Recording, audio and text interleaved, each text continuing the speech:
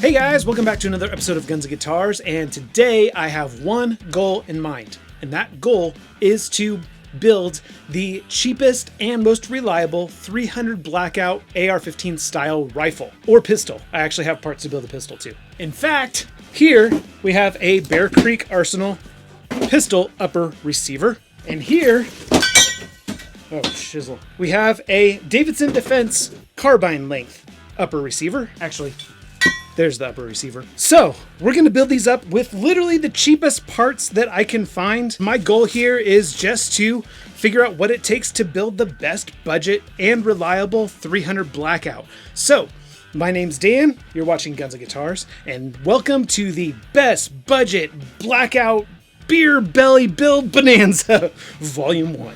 Let's get started.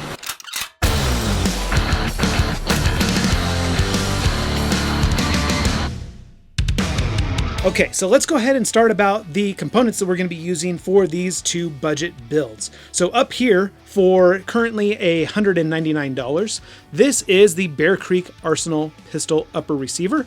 And then down here for $179, we have the Davidson Defense upper receiver. Not sponsored, by the way. Hint, hint. Now, because you're so smart, you may have realized that the Davidson Defense upper receiver is in fact not assembled. It is just a bunch of parts that we're going to need to assemble ourselves. Now, if you don't have the tools or knowledge to assemble an AR upper receiver, then you can pay an additional $20 to have it assembled for you. I opted not to do that because I am a do-it-yourselfer, and I am a do-it-yourselfer because I appreciate knowing that the job's been done properly. And so I like to do it myself. So a little bit of assembly required, not a big deal for me. But if you were to have them assemble it as the Bear Creek one comes assembled, then we're looking at the same price. Now, if you have a real sharp eye or are really keen, you may notice that the Bear Creek Arsenal upper receiver came with a bolt carrier group and charging handle for the same price as the Davidson Defense upper receiver, which did not. So that is something to really keep in mind when you are building your best budget Blackout. Now, I already have a bolt carrier group and charging handle on hand that I bought when parts are cheap. And that's probably my biggest recommendation to you if you are into building firearms, is to keep an eye out for good deals and stock up on parts like bolt carrier groups and charging handles and lower parts kits and things like that. Buy them while they're cheap. And so while you guys watch me assemble this for maintenance purposes, okay, no, we are not building from scratch an AR-15. We are just assembling parts just like you would if you were to disassemble and reassemble. I'm saying that for YouTube's policy and guidelines. That being said, while I'm assembling these firearms, I'll tell you what other budget-friendly components I chose to use. So here I have two Anderson stripped lower receivers, not sponsored. I got these for $35 each on sale last Christmas. And then I have two Anderson, again, not sponsored, hint, hint, lower receiver parts kits that I got, again, on sale for, I think, $35 each. And then for the pistol, I got this cheap pistol buffer tube kit, again, on sale for $35. And then for the rifle, I got this rifle carbine length buffer tube kit, again, on sale for actually $25. Now's a good time to maybe mention, if you want to see a parts list where I got these things for these prices, that parts list will be available on my Patreon page. And no, I'm not trying to sucker you into being a Patreon supporter, not sponsored, hint, hint. This parts list will be available to non-Patreon supporters as well. I just can't post links to gun parts on websites that sell firearms due to YouTube's policies. So the parts list for all of these parts will be available on my Patreon page, patreon.com/Dan Thompson. And because this upper receiver didn't come with them, we have a Toolcraft bolt carrier group that I got on sale for $50, I believe, as well as a cheap generic charging handle, $10. So the total cost for these builds will be about $304 for the Bear Creek Arsenal build, and about $334 for the Davidson Defense build. Now, that gets us a functional rifle in what we would call an optics ready format, which a lot of budget-friendly rifles are sold as these days. They don't come with a mag or any sights. So we'll add in a cheap $10 PMag to each build, as well as a cheap pair of $20 Amazon Buist sights. If you guys haven't seen my video on the best budget Buist sights, I'll put a link up in the description. These are actually new, and these are actually only $13.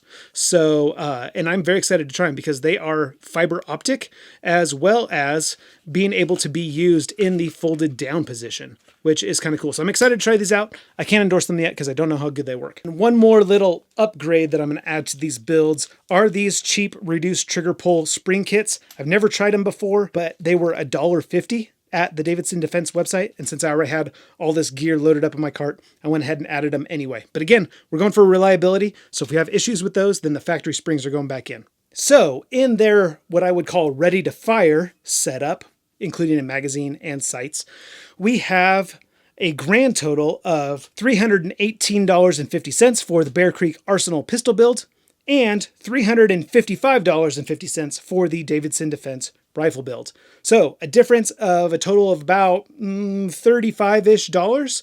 Not a significant difference, but also not an insignificant difference. Now, I'm not going to show myself assembling the lower receivers because I already have a video doing that. And unfortunately, YouTube took it down. So if you want to watch that, you're going to have to watch it on my Rumble account because that's like the only place that I could upload it. And there will be a link to that video in this video's description if YouTube allows it. And if not, the link to that video will be in my parts list on my Patreon page. Now, some quick specs about these different upper receivers. So the Bear Creek one, as you can see, is a 7.5-inch pistol length upper receiver. It's got a Bear Creek Arsenal branded M-LOK handguard. Looks like it's probably about 6.5-inch handguard. You might notice that the flash hider is a cool spiral flash hider, not typical of a budget-friendly upper receiver. Usually you get the A2 birdcage like we have for the Davidson Defense. And then I believe we also have the Bear Creek Arsenal branded bolt carrier group and charging handle and a Bear Creek Arsenal upper receiver. Now the Davidson Defense one is actually quite a bit different. So we have an Anderson upper receiver, which hopefully should mate pretty good with our Anderson lower receiver. I would hope so anyway. And then we have a 16-inch Stag Arms 300 blackout barrel with a 1-in-7 twist. This is actually a 1-in-8 twist, if I recall correctly. Yes, 1-in-8 twist, 1-in-7 twist. Typical A2 flash hider. Oh, something interesting with this barrel is that it is actually a pistol length gas system. So it might be slightly overgassed, which is not necessarily a bad thing. In fact, I'm really hoping that one of these builds will be able to cycle subsonic ammo.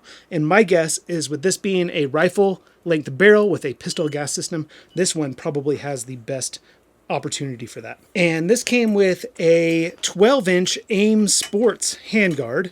And you might notice that this is actually a key mod handguard. And this is probably my biggest disappointment with this upper receiver set from Davidson Defense. And it's nobody's fault but mine. I just didn't notice when I was placing this order that it came with the key mod handguard. Now, I've got nothing against key mod. In fact, I actually really supported key mod when it first came out. I thought it was a really cool idea. And then after a while, slowly all the key mod accessories started disappearing and were replaced with M-LOK accessories. And so I ended up having to replace all of my key mod handguards. So definitely with the A2 flash hider, the key mod handguard, the Anderson upper receiver, a lot cheaper components here. But I am very excited about this Stag Arms barrel because that is a quality barrel.